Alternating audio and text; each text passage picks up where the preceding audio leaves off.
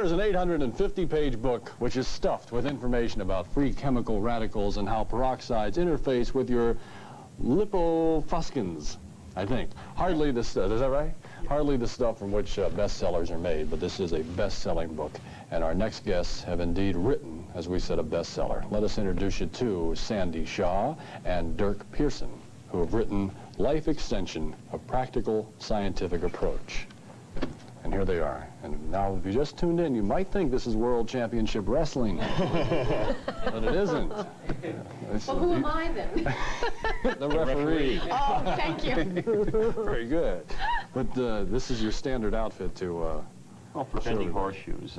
Right. You see, one of the things we want to explain to people is that if you understand some of the mechanisms of your biochemistry, how your body works, what it does with various nutrients, you can get it to do a lot more than you ever believed possible.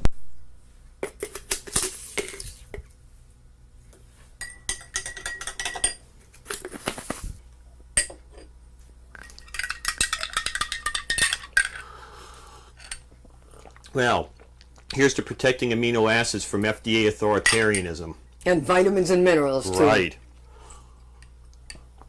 Well, let's have a little bit of beta-carotene here as a protectant against both cardiovascular disease and cancer. Certain types of cancer, anyway. Mm-hmm.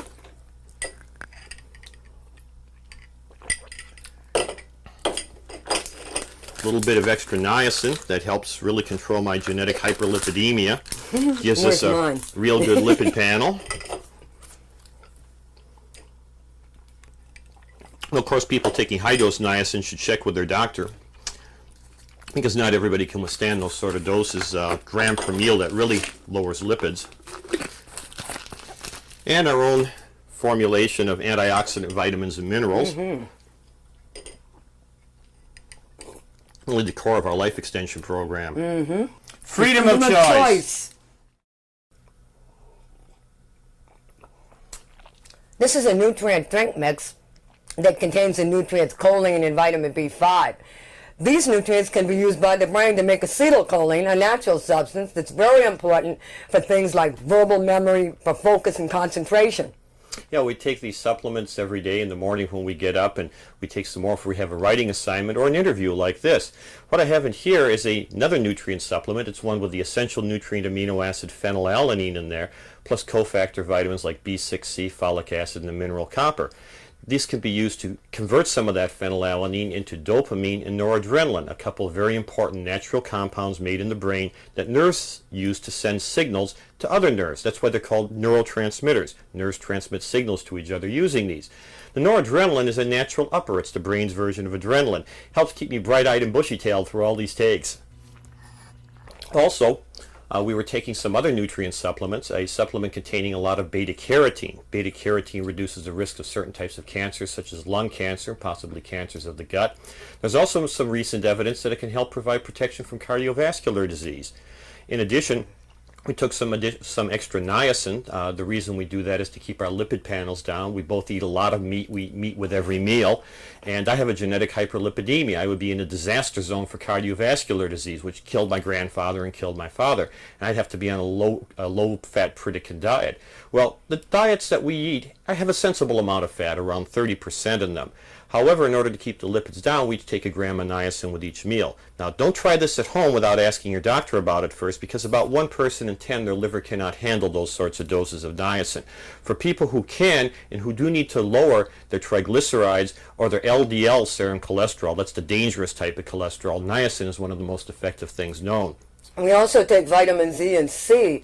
A lot of work on these nutrients has shown that they can provide a lot of protection against certain types of cancer and also cardiovascular disease. In fact, a meta-analysis of several large European studies covering over 100,000 people showed that you could explain something like 60% of all heart attacks in people with reasonably normal cholesterol levels. Serum cholesterol is 220 to 240. Even though this isn't up in the high risk range, there's so many more people in this range, you get a lot of people dying of heart attacks from this. Vitamin E, low levels of serum vitamin E predicted about 60% of the cardiovascular disease in this group. If you include high diastolic blood pressure, low serum vitamin A, low serum vitamin E, and low serum vitamin C, you could predict 87% of the cardiovascular disease, the heart attacks in this particular group. I think that's a very impressive amount of prediction. This is not to say that sensible diets aren't important. They are important, but you are not going to get the sort of amounts of vitamin E that we take. Sandy and I each take 800 units a day of vitamin E. You're not going to get that out of any sort of a diet. The vitamin E, incidentally, does a lot more than protect from cardiovascular disease and cancer. It can also provide substantial protection in other areas. For example, a double-blind placebo-controlled study done by the U.S. Department of Agriculture on elderly human beings showed that 800 units of vitamin E per day was a very potent immunostimulant. Your immune system is your body's police force. It fights off things like bacteria, viruses, funguses, and even cancer cells. And when you get into your 60s, a very important part of your immune system called the T-cell immune system is perhaps 1/5 to 1/10 as effective as it was when you were a young adult. That's why you hear people in their 60s and 70s dying of viral pneumonia all the time. You never hear that happening in a teenager or a young adult. That's because their T-cell system is functioning properly when you're young. The vitamin E can help restore a lot of that lost function and provide some very valuable protection. The RDA levels of vitamins are adequate to prevent the deficiency diseases in most people, like scurvy, beriberi, and pellagra. But they do not provide the kind of disease-preventing properties that have been studied very extensively for the last decade or two, such as reducing the risk of cardiovascular disease and cancer that have been found for nutrients like vitamin E, vitamin C, and beta-carotene. We take these formulations both to help ward off disease and to extend our lives. Now, I don't think that antioxidant nutrients like vitamin E are likely to increase our maximum lifespan. The maximum lifespan for the human species is around 115, 120 years. I don't think that these formulations will have much of an effect on that. We're not going to count on it anyway. However, very few people get anywhere near 115 or 120. Most people do not die of old age. They die of the age-related diseases like cardiovascular disease, cancer, Parkinson's disease, and things like that. And antioxidant nutrient supplements can provide a worthwhile, though far from perfect, degree of protection against these age-related diseases. And I think that the sooner you start taking them once you become an adult, the better off you're going to be. Sandy and I have been taking high doses of antioxidant vitamins since 1968, and that's quite a long time. Now, one thing I want to say as a caution, you do not want to overdose on vitamin A. That can cause liver damage. We suggest that a person take about 5,000 units of vitamin A a day. Beta-carotene, however, is another matter. Even though it's listed as having vitamin A units, your body only converts as much beta-carotene into vitamin A as it needs. If you took 250,000 units a day of beta-carotene, it would not poison you, though your skin would be likely to turn a bit yellow like a carrot. We want to make it very clear that the maximum human lifespan, about 115, 120 years, we don't think that antioxidant nutrients are likely to increase that substantially. However, very, very few people make it anywhere near 115 or 120 years. They die of an age-related disease, such as cardiovascular disease or cancer, where you can provide substantial, though not perfect, degrees of protection with relatively large doses of some of these antioxidant nutrient supplements. Now, the RDA levels of nutrients provide protection against classical deficiency diseases for most people, things such as scurvy, pellagra, beriberi. But at those low RDA doses, the antioxidant vitamins do not provide the disease-preventing properties that they can at higher doses. As an example, let's take vitamin E. Vitamin E is an immunostimulant. That is, it improves the function of your immune system. Your immune system is your body's police force. It's supposed to kill bacteria, fungi, viruses, even cancer cells. When it fails to do this efficiently, you get sick, you can even die. As an example, when a person gets into their 60s or 70s, a part of their immune system called the T-cell immune system may be 1/5 to 1/10 as effective as it was when they were a young adult. The T-cell part of the immune system plays a very important role in fighting viral infections. That's why you hear of a lot of people dying in their 60s, 70s, and 80s from viral pneumonia. You never, or practically never, hear someone dying from viral pneumonia in their teens or 20s, unless that is they have AIDS, which suppresses the T-cell immune system. Now, the U.S. Department of Agriculture did a double-blind placebo-controlled study on 800 units of vitamin E per day. That's far more than you could get out of any natural diet. This was done in elderly human beings, and they found really remarkable improvements in both T-cell and B-cell immune system function in these people who were given the 800 units of vitamin E per day as a supplement.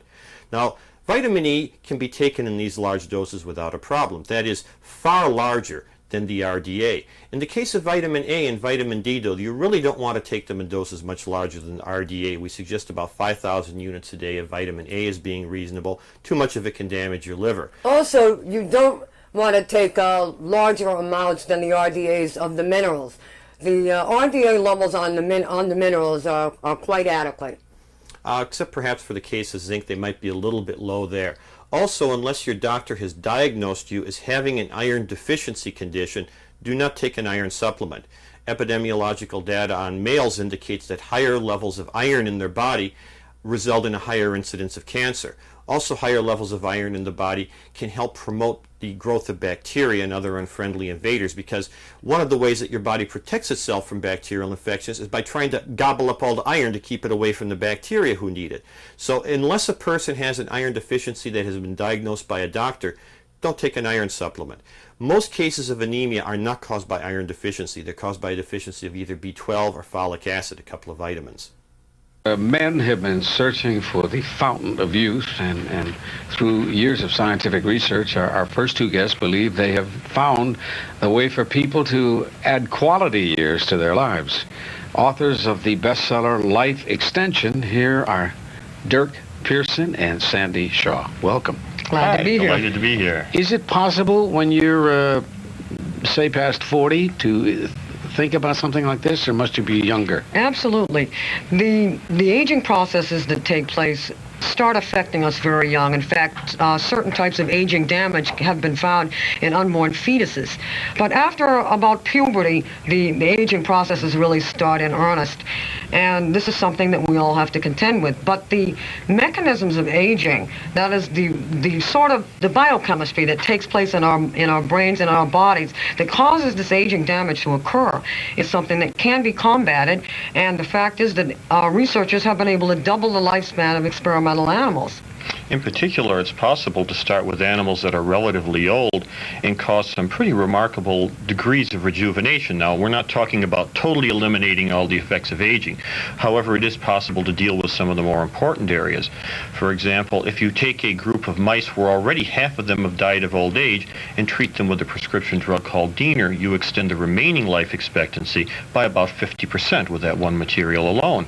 It's possible... Excuse me, the drug is called what? Diener, D-E-A-N-E-R, made by Riker Pharmaceutical. It also is often very effective in people whose memory is starting to get a bit fuzzy when they get old. It also has the effect of causing a degree of interest to be restored in sexual activity, which may become rather weak in people as they get on in years. Now, it is not an aphrodisiac. A person who's 30 or 40 years old and takes it will get no sexual stimulation at all. But if you're in your 70s or 80s, you're missing the material in your brain called acetylcholine. You don't have enough of it.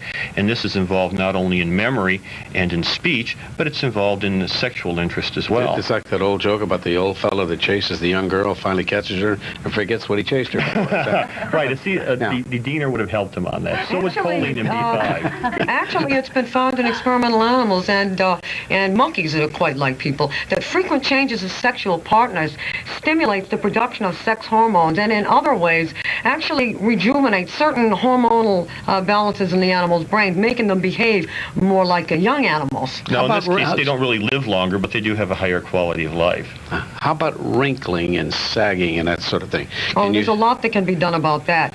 The process... Do away with the gravity entirely. Wrinkling is caused by a process called cross-linking, where you have chemical bonds forming between the protein molecules in the skin. Now, these bonds, sometimes they're supposed to occur, and that's proper, but other times they're not supposed to take place, and when you get wrinkles, these are some of the improper ones. But you can take nutrients that can help prevent these reactions from occurring. Yeah, would you write them all? They're all in the book, aren't they? Yes, there's a chapter on a whole chapter on nutrients and stuff. I understand you believe that people are really responsible for their own lifespan.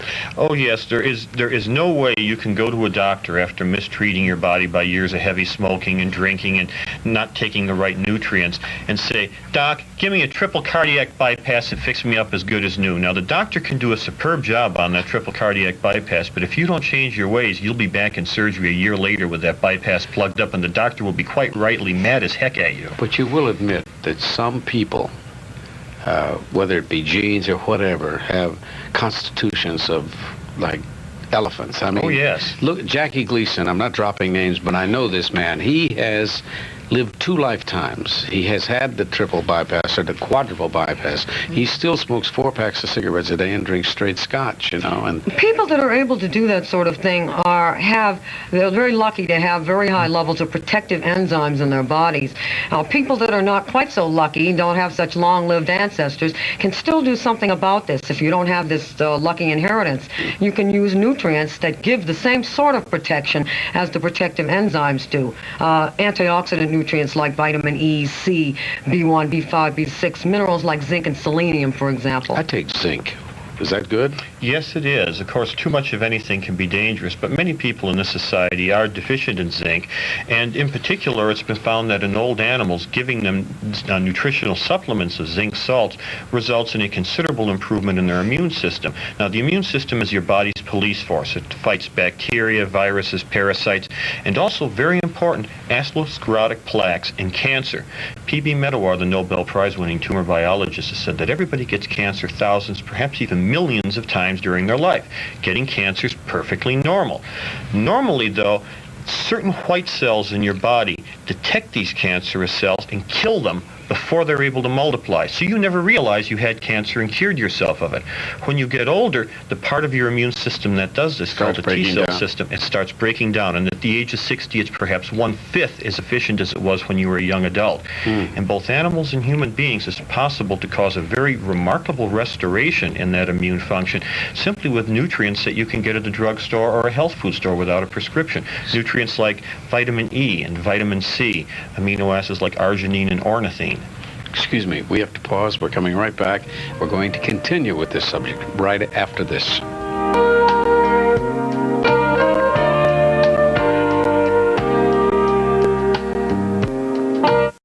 Is a certain supplement having on that aging? Okay. Yeah, we're confident that we've reduced our rate of aging, at least insofar as the age-related diseases are concerned. Now, as I said, I don't think we've done much of anything about the maximum species lifespan, but at 48 years old, with the maximum species lifespan being around 120, what that means is we have about 60 or 70 more years before we have to worry about that, and I think aging will be a dead issue by then. Our first problem is to get to this 115 or 120, and then at that point we have to worry about getting beyond it, but getting there, we've got a lot of time to do that.